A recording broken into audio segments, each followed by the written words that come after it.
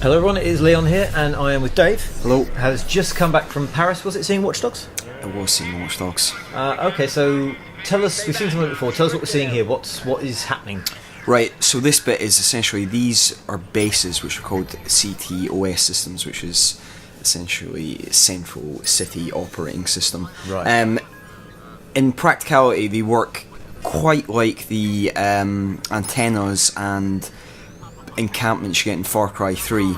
So you have many of these bases spread throughout Watch Dogs taking Chicago, and in each district you essentially have to hack one of these bases, and specifically the mainframe room found in these bases, to actually fully get all the benefits of that area of the map. It's like, so think in Far Cry 3 you have to scale that antenna to reveal what's in the map. So is the map closed off until you clearly... is this the red section we can see on the map? Yeah, the benefits of it are closed off, so you won't be able to hack anything in that district until you hack the mainframe. And so this is using, what's that device called that you've got, the handset thing?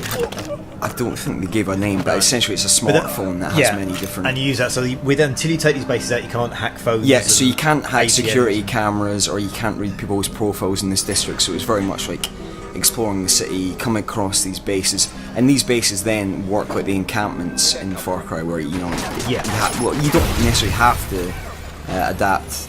How does this bullet time thing happen here? So this is called focus mode, or the focus, and it's essentially a slow motion mode where they want, Ubisoft Montreal want it to act as a kind of a system that lets you multitask quite easily on the fly. So whether you're doing a hairpin in a corner while hacking a security camera, so it's designed to allow you to shoot and hack at the same time. So it just lets you process things. What sort of things can we interact with then? Because we saw then he made some cover pop up.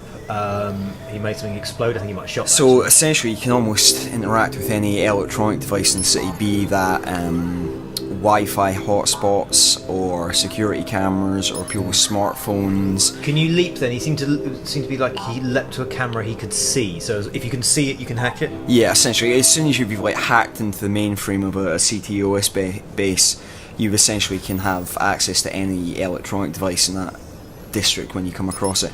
Now, we also got shown these Wi-Fi hotspots, which they almost work like platforming challenges, where you'll see essentially a line which leads up to somewhere, and you have to follow that point of sight to the kind of the mainframe box. Right. And then when you hack into that, you can actually get access to, say if you're hacking into an apartment building, you can actually gain access to, say, people's laptops that was in here. So that's essentially like the webcam in his laptop, so you can see into people's lives, and there's a certain degree of voyeurism and Big Brother going on. Do you get anything out of that, or is it do you just discover things? It's it's all like little personal stories, so you can read through their emails, and it's kind of like showing you the real personality and the kind of darker side of the site. They described it as like seeing its darker underbelly, but also seeing lots of mundane kind of stupid little scenarios, just to give the game some personality. And how is it structured? Because we've seen a lot of what we're seeing here is that he just sort of browses through files, hacks into people's phones, discovers crimes in progress and things that are happening, and then pursues them. But there doesn't seem to be any core mission at the moment. There is certainly a very pronounced narrative thoroughfare where, there are 100+ story missions which are promised.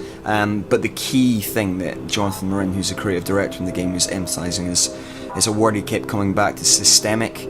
Which essentially, and I hate this word, it's all about emergent gameplay. But this is a lot of what they're showing off, isn't it? You see the previous demo, you saw the woman being attacked by the husband, and you just sort of find things as you explore. I think this is a big part of what the Disruption engine, which is the engine they built for Watch Dogs over the last 4 years, is really being tailored to, especially in next gen. It's all about creating a world where you feel like you're constantly reacting to organic events that will never play out the same way.